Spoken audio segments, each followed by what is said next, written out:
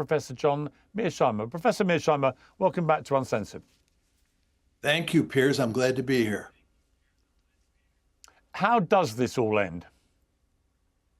Well, hopefully we'll get some sort of negotiated settlement. It's not clear we're going to get it, though. I mean, at this point in time, we don't even have a ceasefire.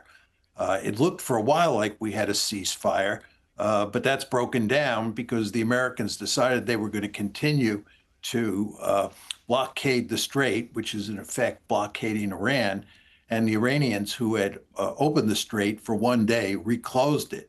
And now we have a situation where both sides are seizing cargo ships or oil tankers in a tit-for-tat war.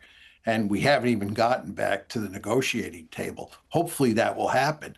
But I would argue, Piers, even when we get back to the negotiating table, working out a deal is going to be extremely difficult because the two sides are so far apart.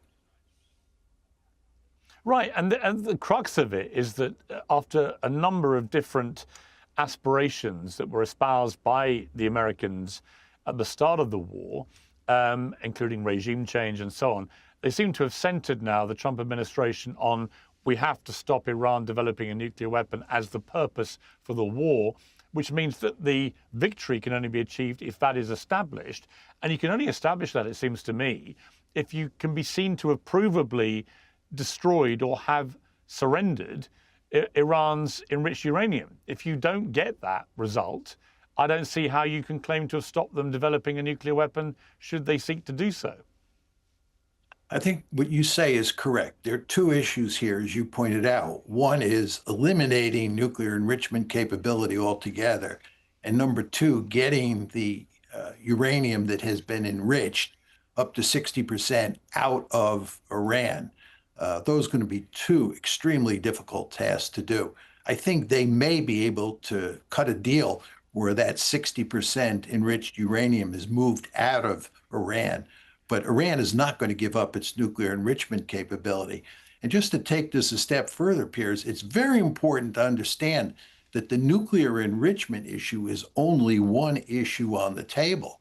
There's the whole question of sanctions, the question of reparations, the question of who's going to control the Strait of Hormuz in the future, and whether the Iranians are going to be allowed to have a toll booth in the middle of it. There's the whole question of what is the relationship between Iran and Hezbollah, Iran and Hamas. There's the whole question of American military bases in the region. I could go on and on. There are just a lot of issues that have to be settled. If you can settle the nuclear enrichment issue, which is a difficult issue by itself. Do you think the Americans have underestimated in a massive way the Iranian ability to control the Strait of Hormuz and their willingness to attack the Gulf state neighbors? Because it seems to me the double-pronged way they've gone about both of those things has been a very effective response to the military attack, in which they clearly faced overwhelming military superiority from the Americans and Israelis. I think there's no question that President Trump and the Israelis, and here we're talking mainly about Prime Minister Netanyahu and the head of Mossad, David Barnea, who was a central figure in selling this strategy to both Netanyahu and Trump. As far as they're concerned, they completely misread the situation. They thought that the United States and Israel acting together could produce a quick and decisive victory. They thought that we could launch a shock and awe campaign, decapitate the regime, and we wouldn't even have to worry about the straits being shut down. Of course, that didn't happen. But it's very important to emphasize that if you look at what Trump's advisors were saying, people like Vance, people like Rubio, people like John Ratcliffe, who's the head of the CIA, General Kane, the chairman of the Joint Chiefs of Staff, who was handpicked by President Trump, all four of those players, key players in the decision-making process, thought that this was not going to work.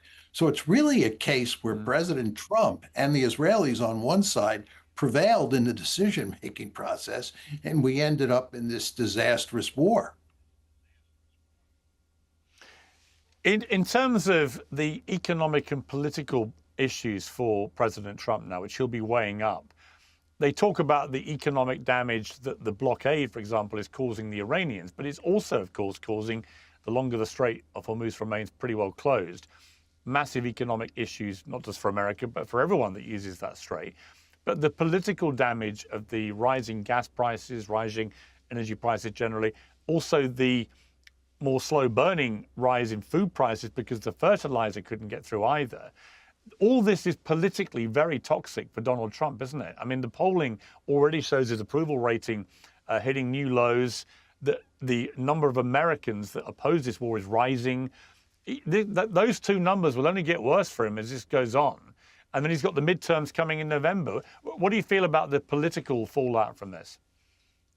I think you're absolutely right that the economy is of central importance here. And the economy, the international economy, is in deep trouble. If things get worse, President Trump will be in even more trouble. And I think this is the principal reason that he decided to extend the ceasefire yesterday instead of going back to bombing Iran. President Trump understands full well that if he bombs Iran, Iran will retaliate by completely closing the Strait of Hormuz and shutting down the Red Sea as well. And this will have even further devastating consequences on the international economy.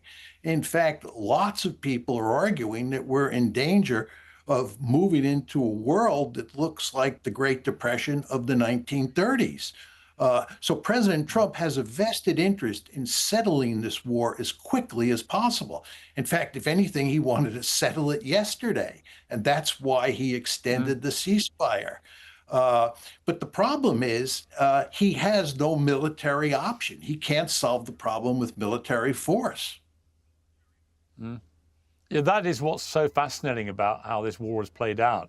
I also think that for all the bellicose rhetoric he has about we're going to take out all the power plants in Iran and so on and so on, the truth about that, the cold hard reality, is that Iran still maintains a huge number of ballistic missiles, and they could easily attack, as they've already shown a propensity to do, the oil refineries of the Gulf state neighbors. And they could go further, and if their own desalination plants get taken out in Iran, they could do the same to the Middle Eastern Gulf state neighbors.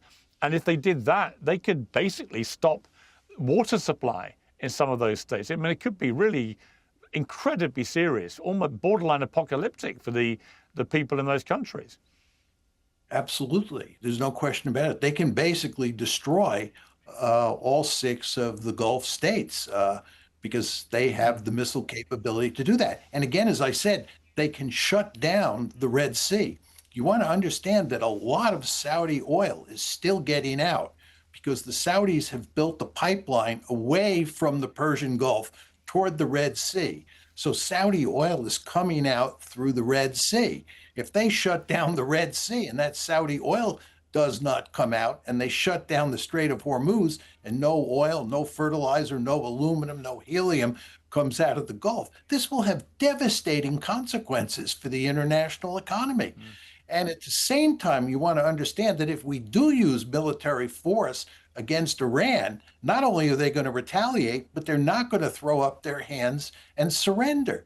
The Iranians are nationalistic to the core, and furthermore, they view the United States and Israel as an existential threat, and that means they'll fight to the last person before they surrender. So we have no war-winning strategy, and we have a powerful imperative to just shut this one down as quickly as possible.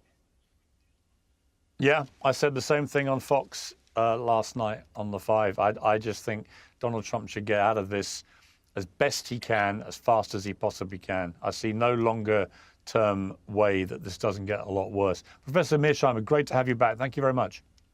My pleasure, Piers.